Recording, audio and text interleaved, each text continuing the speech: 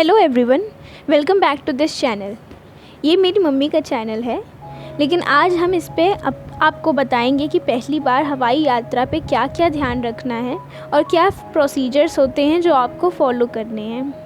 पहली बात तो 2 आवर पहले आपको अपने एयरपोर्ट पे पहुंच जाना है, क्योंकि काफ़ी प्रोसीजर्स होते हैं जो आपको फॉलो करने होंगे। तो सबसे पहली बात तो अगर आप वहाँ पे एयरपोर्ट पे जब पहुँचेंगे तो काफ़ी सारे एंट्रेंस गेट दिखाई पड़ेंगे आपको।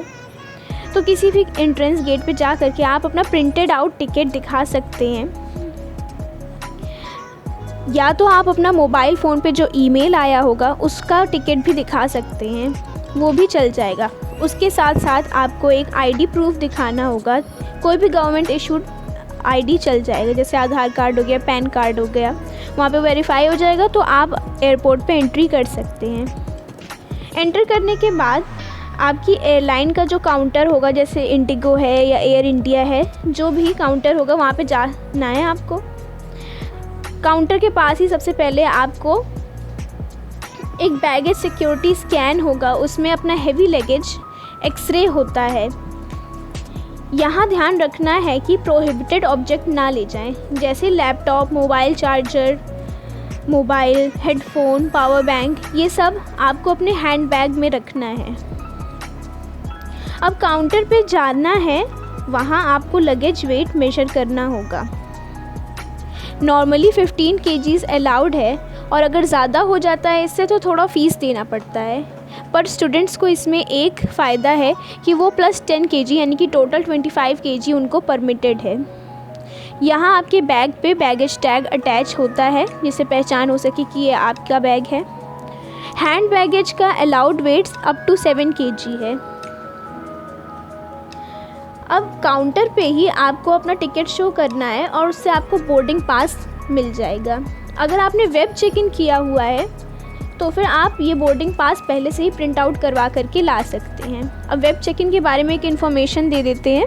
वेब चेक इन 48 आवर्स पहले आप कर सकते हैं। इसमें आपका ₹200 तक बच सकता है।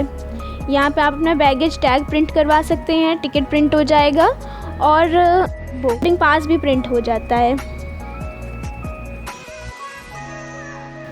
आपके बोर्डिंग पास पे ही आपको गेट नंबर लिख करके दे दिया जाएगा जहाँ से टेक ऑफ होने वाला है। इसी गेट पे बस आती है और वो आपको आपके एयरप्लेन तक लेकर के जाएगी। अगर विंडो सीट चाहिए व्यूज़ के लिए, क्योंकि एरोप्लेन विंडो से काफ़ी अच्छा व्यू आता है, तो आपको काउंटर पे ही बोल देना चाहिए, वरना ऑनलाइन बुकिंग में तो ऑप्शन होता ही है। ये सारे प्रोसीजर के बाद आपका हैंडबैग स्कैन और बॉडी स्कैन होगा। यहाँ पे आपको वॉलेट, मोबाइल, लैपटॉप ट्रे में रखना होगा और इनको अलग से स्कैन के लिए रखना पड़ेगा। प्लस आपके हैंड बैगेज का एक्सरे होगा। बॉडी स्कैन के टाइम ध्यान रखिएगा कि आपके पास सिर्फ अपना बोर्डिंग पास होना चाहिए। और हाँ, एक और बात ध्यान में रखना है कि कोई भी ऑफेंसिव ऑब्जेक्ट जैसे कि माचिस, नाइफ, सीज़र, पेपर स्प्रे, ये सब नहीं रखना है। पेपर स्प्रे और सीज़र रखने की गलती हमने कर दी थी, जिनको बाद में फेंक दिया गया। तो आप पहले से ही ध्यान रखिएगा कि ये सारे सामान ना रखिए। इसके बाद आप अपने डेजिग्नेटेड गेट नंबर पे जा सकते हैं। वहाँ एक वेटिंग रूम होगा, जहाँ पे अगर आपका फ़्लाइट डिले हो गया है या आप टाइम से पहले पहुँच गए हैं तो वेट कर सकते हैं जा कर के। यहाँ पे कई तरीके की शॉप्स होती हैं। अगर आपको मिठाई लेकर के जाना है या कोई गिफ्ट लेकर के जाना है, गिफ्ट शॉप्स होती हैं। यहाँ पर एक बेबी केयर रूम भी हमने देखा था।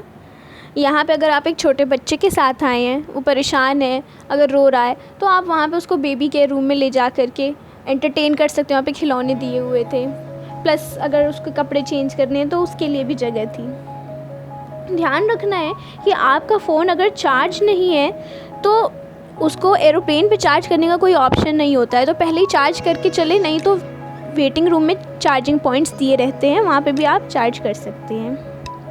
गेट नंबर पे एक बात ये है कि कंफर्म कर लीजिएगा यहीं से फ़्लाइट आपकी टेक ऑफ करने वाली है आपके डेस्टिनेशन पे। कई बार गेट नंबर चेंज भी हो जाते हैं, तो उसकी अनाउंसमेंट होगी, उस पर आप ध्यान रखिएगा।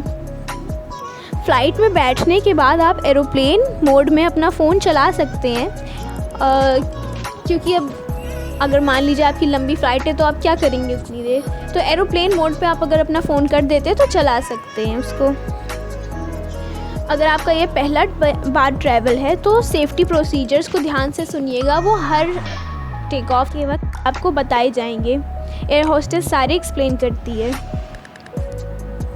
अगर स्नैक्स या पानी की ज़रूरत हो आपको मिड फ़्लाइट तो उसके लिए एयर स्टाफ से आप मांग सकते हैं।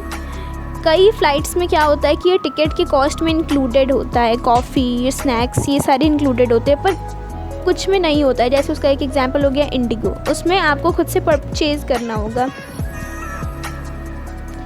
अब लैंडिंग के टाइम क्या होता है कि आपको बता दिया जाएगा कि आपका हेवी लगेज किस कन्वेयर बेल्ट पे आने वाला है, तो आप वहाँ पे पहुँच करके अपना बैगेज उठा सकते हैं। वो भी एक एयरपोर्ट ही है तो वहाँ पे भी कई सारे शॉप्स होते हैं, वहाँ से आप कुछ ख़रीद सकते हैं अगर आपको कुछ ज़रूरत हो।